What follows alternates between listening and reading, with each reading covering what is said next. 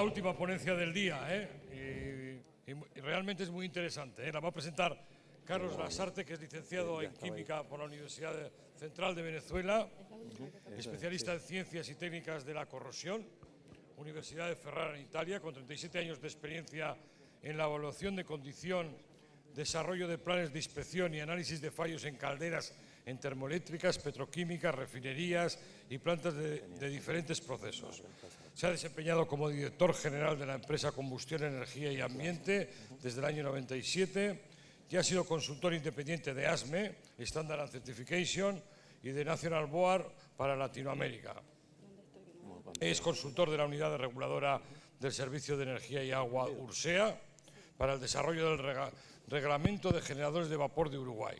Diseñador y director académico del Diploma Universitario sobre Inspección Integral de Condición de Calderas en Servicio en Argentina, gerente de servicios para ABB Combustión Engineering para Venezuela, supervisor de la sección de corrosión y materiales de complejos petroquímicos en Tablazo, Pequibén, ingeniero de corrosión de estireno de Zulia, jefe del grupo de metalurgia y supervisor en los laboratorios de las plantas de Litoral de Electricidad de Caracas.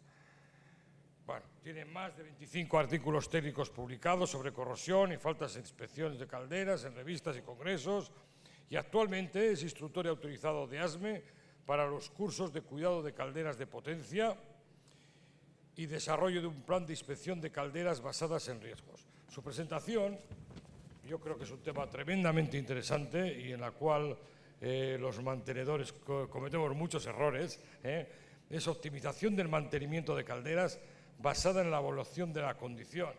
Y voy a hacer un resumen de tu resumen, pero básicamente lo que nos va a hablar es de la inspección para la planificación del mantenimiento predictivo proactivo de las calderas, que es algo que tenemos muy abandonado normalmente cuando hablamos de mantenimiento predictivo proactivo.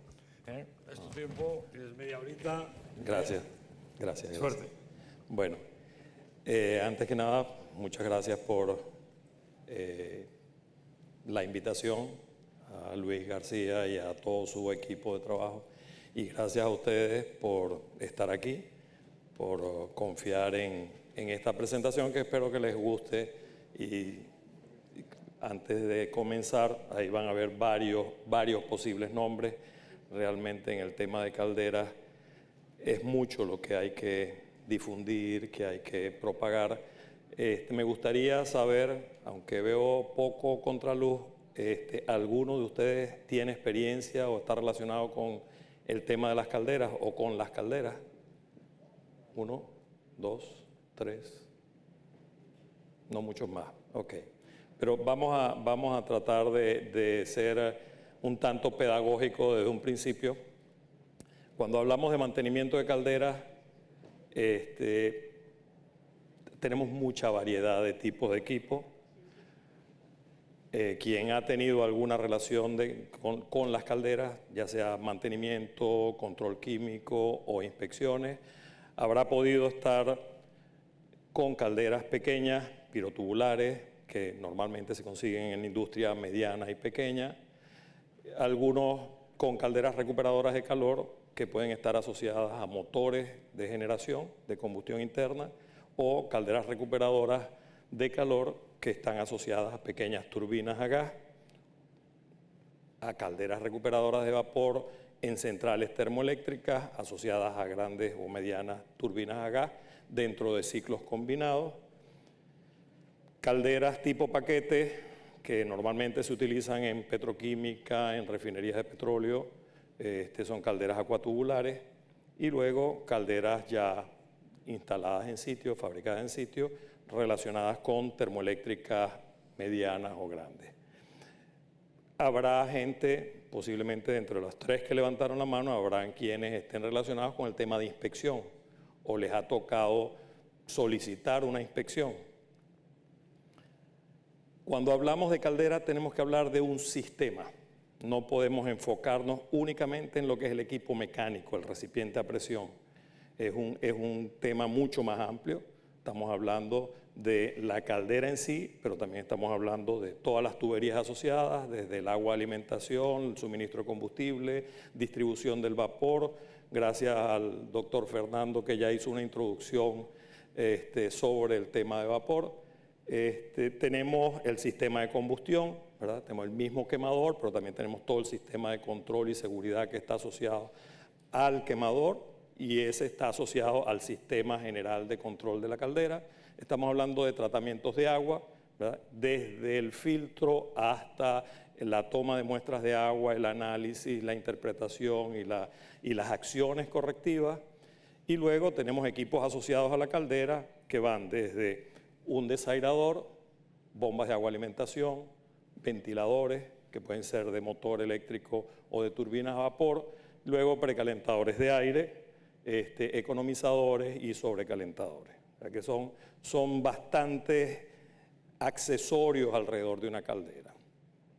Cuando hablamos de cómo yo cuido de mi caldera, normalmente estamos hablando de una regulación, y en cada uno de nuestros países iberoamericanos normalmente hay un reglamento de seguridad y salud ocupacional, ¿verdad? En el caso particular de nuestros países, en los años 50, la gente de la OIT distribuyó en todos nuestros países, todos nuestros gobiernos, distribuyó un reglamento modelo de salud ocupacional, reglamento de seguridad industrial y salud ocupacional. En muchos de nuestros países eso ha ido evolucionando y se ha convertido en un reglamento de inspección de calderas. Pero en otros países, pues, si hay algo escrito sobre calderas en el reglamento, el usuario no lo sabe, los mismos entes reguladores no los conocen. Se han dado caso a nivel de Latinoamérica de estar promocionando el desarrollo de un reglamento nuevo y no saber que hubo uno o que hay uno desde los años 60 y que nadie lo cumple, que nadie lo cuida. Entonces, todas esas cosas hacen, digamos, lo que es la historia del descuido de las mismas calderas. En muchas instalaciones que son empresas transnacionales conseguimos que hay un lineamiento corporativo que exige una serie de cuidados a las calderas. En otras los lineamientos los da la empresa aseguradora.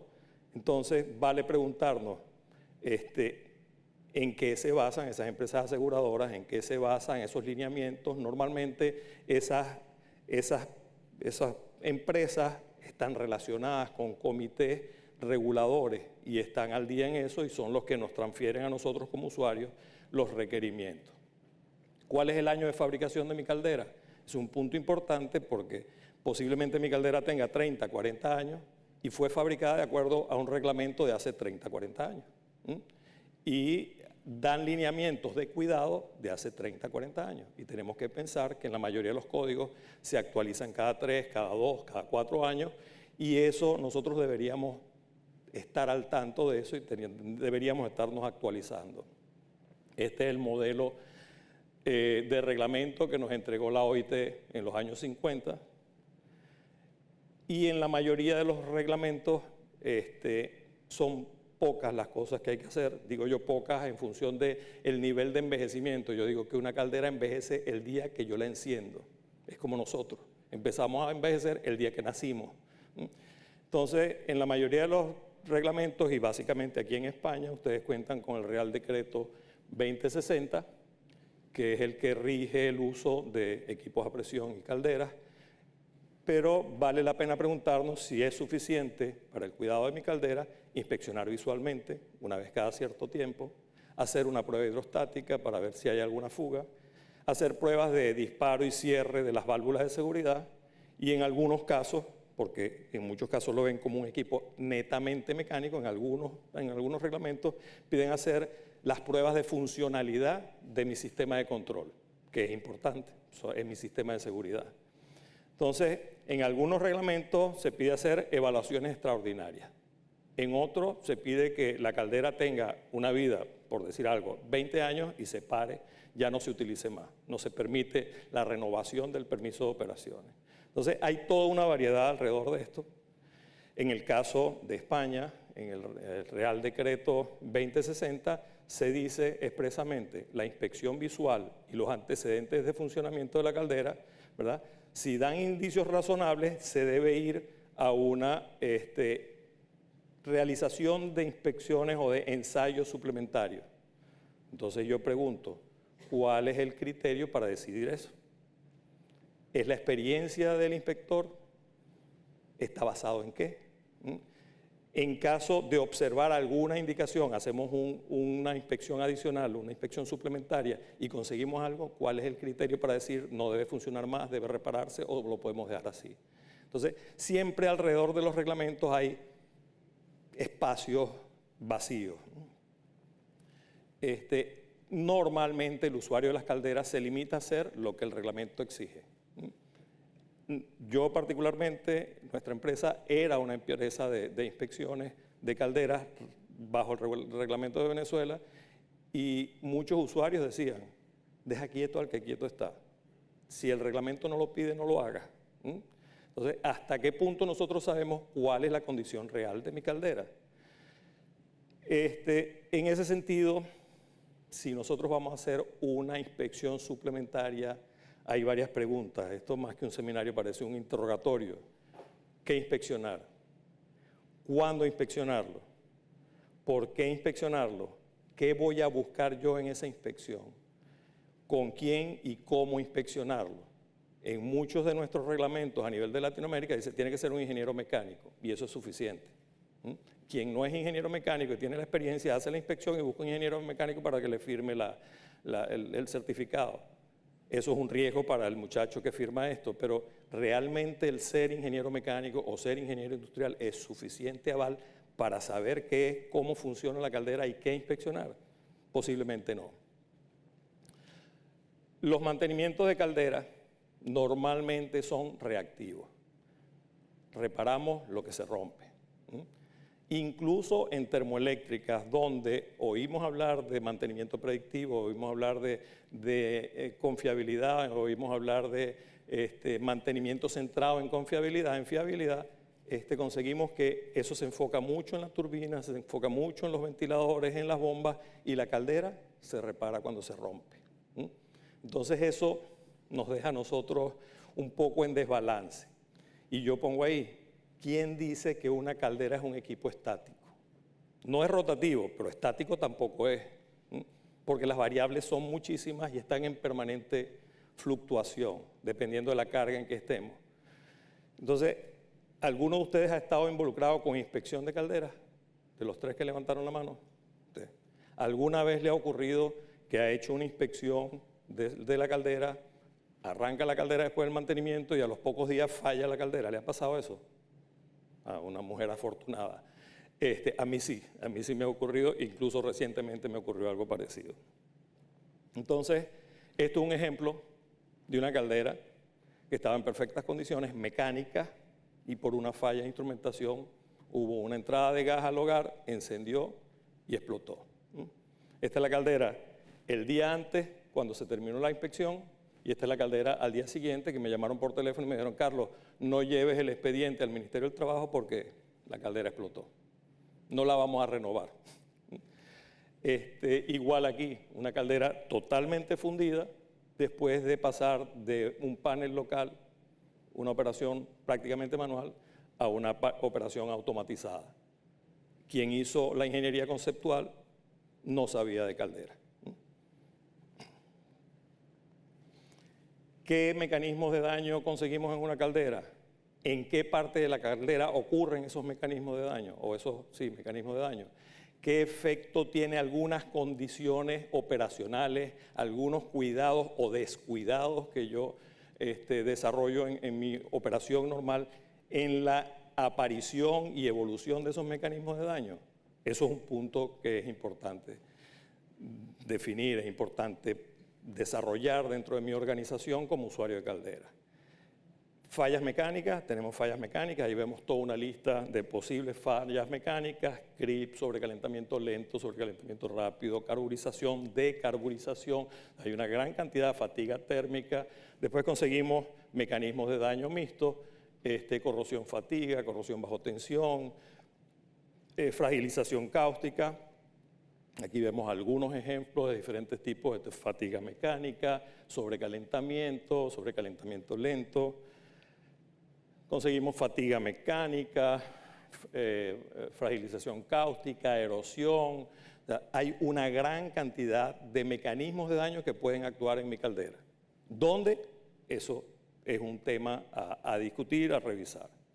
Aquí hay otros mecanismos de daño, sobrecalentamiento rápido, fatiga térmica. Después tenemos las fallas químicas típicamente conocidas, corrosión en el lado combustión, corrosión en el lado agua-vapor, y vemos diferentes fotografías de picaduras en la zona afectada térmicamente de la soldadura, formación de doble capa por baja circulación dentro de la caldera, una capa de agua, un nivel de agua y un nivel de espuma. Esa espuma absorbe todo lo que es la soda cáustica y va generando problemas de corrosión cáustica. Entonces, hay que conocer cómo operó esa caldera para saber cuáles son los mecanismos de daño que pueden estar actuando. El refractario, cuando yo comencé hace 35 años a trabajar alrededor de las calderas, a los instaladores de refractario le llamaban albañiles. Decía, que entre el albañil cuando se terminen los soldadores. Y al refractario poca atención se le prestaba. Sabemos que una falla de refractario nos puede llevar gases calientes hacia algún punto que puede ser crítico, y ese punto crítico lo doy como ejemplo en este caso, donde los elementos de sujeción de calderas que son colgantes, elementos de sujeción que no tienen ningún tipo de enfriamiento, son barras macizas, puede llegar a calcinar y a romperse, y entonces vamos a tener una caldera desbalanceada, y eso puede generar una catástrofe. Cuando estamos hablando de mantenimiento, ¿cuáles son los criterios de aceptación y rechazo?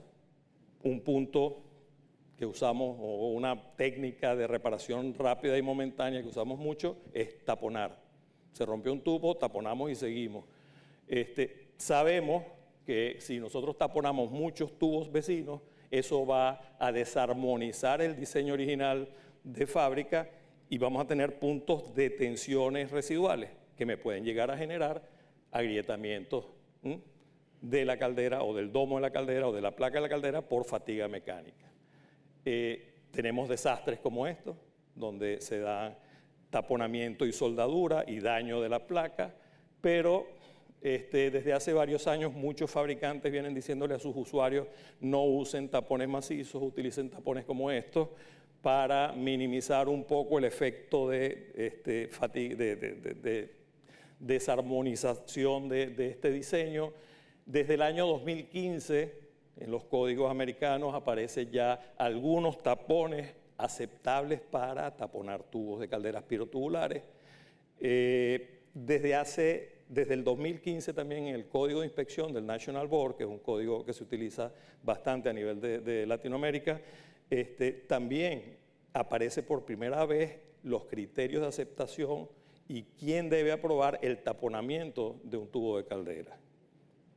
Cuando hablamos de expandido de tubos, allí también sabemos que hay un criterio de aceptación máxima. Yo no puedo deformar más allá de un 14%, sin embargo, en la mayoría de nuestros países, el término o las unidades de medida del reexpandido de tubos en mis calderas es dale un pelito más, y no hablamos de porcentaje de deformación, que es bien importante porque eso me va a ir generando a mí daños adicionales. Aquí vemos un ejemplo de un tubo sobreexpandido y roto.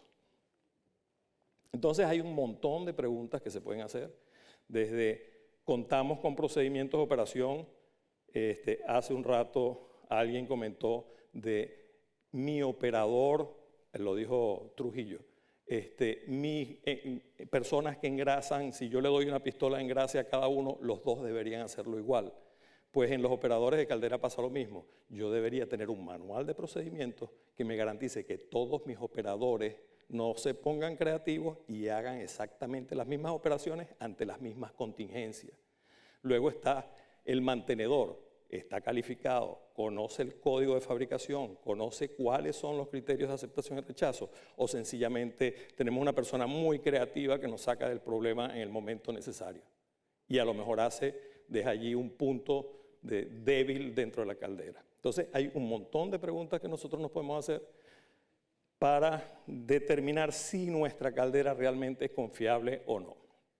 El punto tratamiento de agua, y esto no lo pongo porque yo sea químico y me quiera defender, sino que en la mayoría de las instalaciones el problema es el agua. Si se rompe un tubo, llamen a la gente del laboratorio, llamen al proveedor del tratamiento de agua y la culpa es de ellos.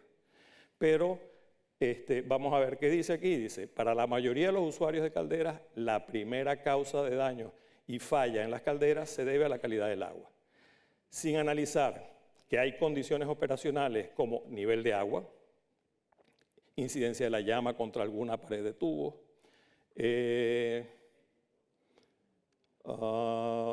mala circulación, y cuando digo mala circulación es que si yo tengo una caldera que viene para producir 80 toneladas de vapor hora y la tengo funcionando, produciendo 30 toneladas de vapor hora, esa caldera no está circulando, el agua internamente no está circulando como debe ser, por lo tanto voy a tener problemas de sobrecalentamiento. Operación a bajas cargas, procedimientos de arranques y paradas. En algunas instalaciones los operadores compiten a ver quién arranca más rápido la caldera, por lo tanto, quién la destruye más rápido. Procedimientos de enfriamiento rápido y vaciado con la caldera aún caliente, porque tenemos que hacer alguna actividad de mantenimiento. Todo eso sumado, incluso mis procedimientos de preservación, mi caldera sale de servicio, va a estar fuera de servicio una semana, ¿cómo la dejo yo preservada para que no se dañe, para que no hayan fenómenos de corrosión? Entonces, todo eso sumado, aparentemente son daños por mala calidad de agua, pero es un poco de todo, es responsabilidad de todos. Cuando yo comencé a trabajar hace 35 años alrededor de las calderas, nosotros parábamos la caldera y entrábamos con una linterna en la mano a ver qué encontrábamos, a ver si había alguna deformación, alguna cosa, y si no, la caldera está bien, seguimos. Después vino la onda de vamos a inspeccionar, vamos a medir espesores de todos los componentes de la caldera a ver cómo está. Si los espesores estaban bien, yo llegué a ver un informe que decía que la caldera tenía una expectativa de vida de 100 años. ¿Cómo que de 100 años? No envejece. O sea, nada más porque pierde espesor ya no envejece. No. Entonces, hoy en día se utiliza mucho la técnica de inspección basada en riesgo. Yo prefiero utilizar una un poco menos rígida, que es evaluación de condición, ¿verdad? Es una tecnología también propuesta por varios autores, y tenemos que saber que todos los mecanismos de daño, no todos los mecanismos de daño ocurren en todas las partes de la caldera. Podemos hacer un mapa de los posibles mecanismos de daño en los diferentes componentes, y no todos los componentes sufren los mismos mecanismos de daño. Entonces nosotros tenemos que saber en cada componente de la caldera qué mecanismo de daño puede ocurrir. Más de una técnica de inspección puede ser utilizada para detectar y caracterizar un mecanismo de daño. Asimismo, la misma técnica de inspección puede ser capaz de detectar y caracterizar varios mecanismos de daño, pero nosotros no nos podemos limitar a hacer únicamente una inspección de espesores de toda la caldera para definir que la caldera está bien o no, sea confiable o no. Entonces, para eso, la propuesta es llevar a cabo una evaluación de condición. Consigues muchas veces en oportunidades que hay usuarios que dicen, la persona de tal planta me facilitó su plan de inspección, vamos a implementarlo en la nuestra. No es copia y pega, porque la caldera de ellos posiblemente trabaja a máxima carga o a carga nominal permanentemente, mientras que la mía sube y baja, se apaga, queda fuera de servicio una semana, vuelve a arrancar, mis arranques no son tan buenas, entonces yo debo recoger toda esa información desde el diseño, años de servicio, condiciones operacionales, registro de los parámetros, ¿verdad? Los parámetros de control, las temperaturas, las presiones a las que trabajan mis diferentes componentes, las fluctuaciones de carga, las variaciones en el diseño. Muchas veces nos pasa que se daña un ducto de recirculación de gases y lo sacamos de servicio. Ya esa caldera queda sin esa recirculación que, igual la presión y la temperatura del vapor sigue siendo estable, pero estamos internamente modificando el diseño. Entonces, toda esa información hay que recopilarla. Si han habido fallas anteriores, tomar esos informes de análisis de fallas, ver cuáles fueron las causas, validarlas, porque muchas veces los informes de análisis de falla son mecanismos de daño, pero no te dicen el por qué. Inspecciones, exámenes, pruebas previas, ensayos de laboratorio, si se han tomado muestras de tubo y se han hecho análisis de laboratorio, ver cuál ha sido el mecanismo encontrado, toda esa información, el histórico de los análisis químicos diarios, cómo va eso, cuál es el resultado de los análisis químicos, cuáles han sido las contaminaciones que hemos tenido. Toda esa información hay que recopilarla y basado en eso, trabajando en un grupo multidisciplinario, pues entonces vamos a, aquí aparece además condiciones normales de operación, tenemos que validar condiciones de arranque y parada, toda esa información tenemos que levantarla y trabajando en un equipo multidisciplinario, determinar cuáles son los componentes críticos, con la gente de corrosión y materiales, determinar cuáles pueden ser los mecanismos de daño y después trabajando con gente de ensayos no destructivos, determinar cuál es el ensayo no destructivo más apropiado para identificar o ubicar ese mecanismo de daño. Podemos validar las lecturas diarias de operaciones, las veces que nos hemos salido de los parámetros de control contra la información que nos da el fabricante. Tenemos que verificar cuál ha sido el histórico de los arranques, ¿verdad? Porque basado en los arranques y paradas de mi caldera voy a tener daños, sobre todo a nivel de sobrecalentadores. Tenemos que verificar cuál ha sido el régimen de ciclado, arranques y paradas, subidas y bajadas de carga, porque eso me afecta a mí la circulación del agua dentro de la caldera y por lo tanto me genera diferentes tipos de mecanismos de daño.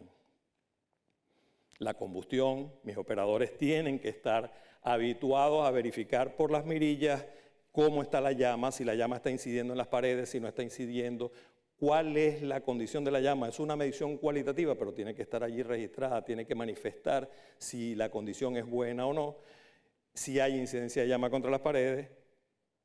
Luego, por supuesto, la calidad de agua, que es uno de los puntos a considerar, y tenemos que saber que en función de la presión de operación, las calidades de agua y vapor varían.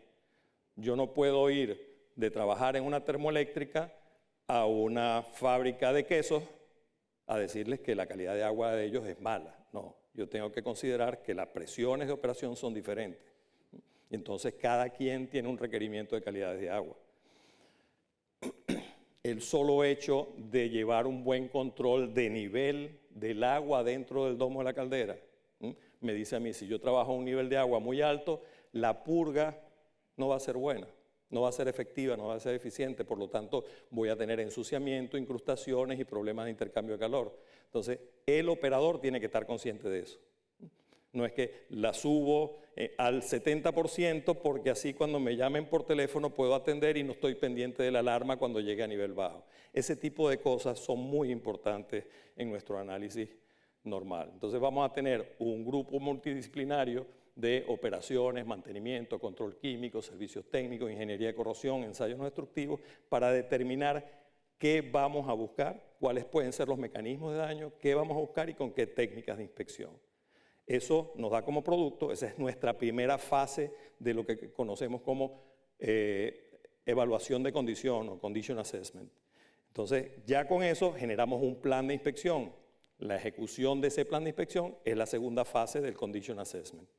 Y luego, si encontramos algo que nos dé una alarma, aquí está pasando algo, pues entramos a un análisis más de ingenieril, que es nuestra tercera etapa, que puede ser un análisis de elementos finitos, puede ser pruebas adicionales, ¿verdad?, que nos lleven a definir si realmente tenemos algún problema más allá de lo que estamos viendo en los ensayos no destructivos. Vamos a poner un caso, originalmente tenía 2 casos históricos que presentarles, pero vamos a ver un solo caso, una caldera que ya tiene 49 años, ¿verdad?, que trabaja a 1050 psi y que produce 158.757 kilogramos hora de vapor. Es una caldera, una termoeléctrica. Aquí están las características y la marca de fabricación es Babcock & Wilcox, Estados Unidos. Esa caldera, antes de hacer el estudio de análisis de condición o estudio de condición, evaluación de condición, el alcance de su próximo mantenimiento mayor era reemplazar tubos de sobrecalentador y reemplazar los tubos del banco de convección, básicamente porque ahí se concentraban la mayor cantidad de daño o fallas recientes. Y la repetibilidad, la frecuencia con que estaban ocurriendo eran altos. Por lo tanto, había que cambiarlo. Entonces, a eso se iba a limitar el próximo mantenimiento mayor. Aquí tenemos algunas fotografías de los sobrecalentadores y los puntos de reparación en el banco de tubos de convección. Aquí hay un análisis del mecanismo de daño de los tubos de sobrecalentador en algún momento dado. Se vio cuál era el mecanismo de daño, se vio la frecuencia, incluso había, ven aquí, los tubos de sobrecalentador, las fallas estaban ocurriendo en una zona muy particular que daba idea de qué otras cosas podían estar pasando, pero como ya esos tubos tenían más de 20 años, vamos a cambiarlos todos.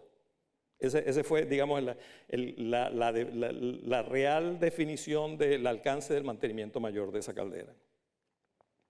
Luego, en esa caldera, en el 2014 se hizo un reemplazo parcial del banco de tubos. Esos tubos inmediatamente en el 2015 ya empezaron a tener fallas. Por lo tanto, se hizo una inspección del banco de tubos con RFT y se consiguió que el 82% de los tubos inspeccionados estaban en buena condición.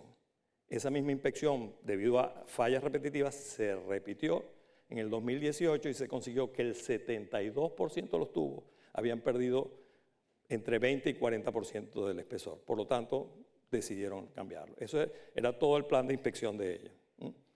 Cuando hicimos la inspección preliminar vimos que el sistema de combustión estaba en malas condiciones. Cuando hicimos la inspección preliminar vimos que no se respetaba un nivel de agua dentro del normal water level.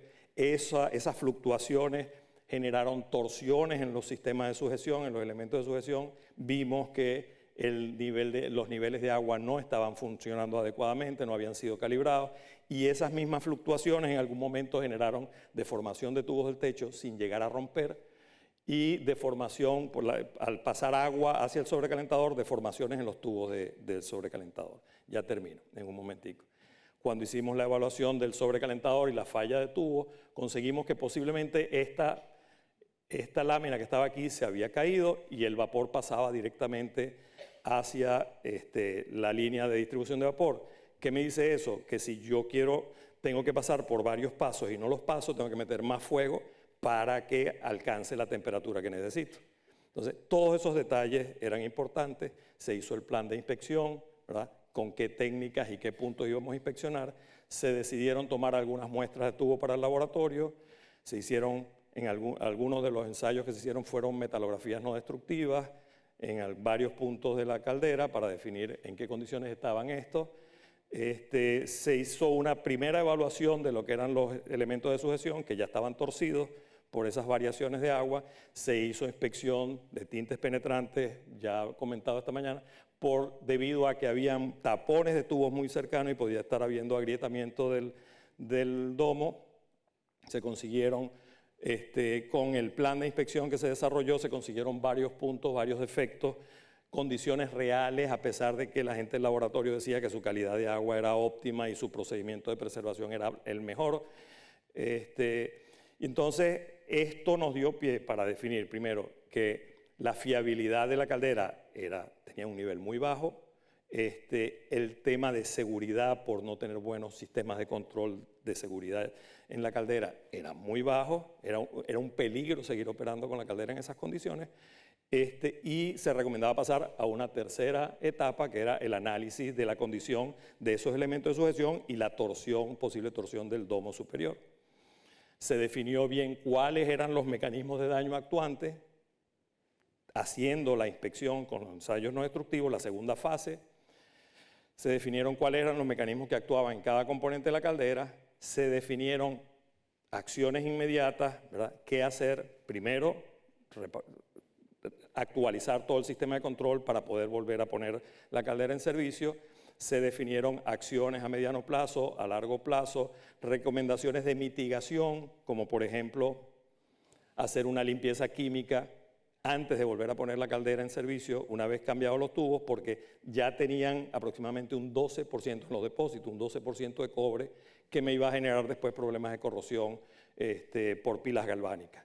Entonces, todo eso, acciones próximas de ensayos no destructivos, O sea, sí, este es un caso, sí, incluso habiendo hecho la inspección, incluso habiendo tomado una muestra de tubo y habiendo visto que sí habían ciertos niveles de picadura al interior del agua, pues 8 días después de haber arrancado la caldera, el economizador falló, rompió tubo. Porque habían algunos de esas picaduras que habíamos menospreciado, habían avanzado y habían perforado tubo. Cuando arrancó la caldera otra vez, pues hubo fugas de... Entonces, ya cerrando, no voy a dar conclusiones, no voy a dar recomendaciones, solamente voy a dar una reflexión o dejar en el aire una reflexión. Cuando hablamos de mantenimiento centrado en confiabilidad y de fiabilidad, siempre pensamos en lubricación y equipos rotativos. Pocas veces pensamos en caldera. Incluso, como les dije antes, en plantas termoeléctricas donde hay una filosofía de mantenimiento centrado en fiabilidad, a la caldera la reparan cuando rompe, incluso. Entonces, pregunto, ¿será que el reglamento, la existencia de un reglamento es un limitante para que nosotros como mantenedores seamos lo suficientemente creativos e implantemos un sistema de esto? Yo les dejo eso en el aire y les doy muchas gracias por su atención, ¿verdad? Muchas gracias, Carlos. Sí, muchas gracias. Bueno, disculpa. Señores, llevamos, lo sé, media hora de retraso, ya me disculpo por ello. Y nada, hasta mañana los que quieran volver. Muchas gracias por la asistencia. Muchas gracias.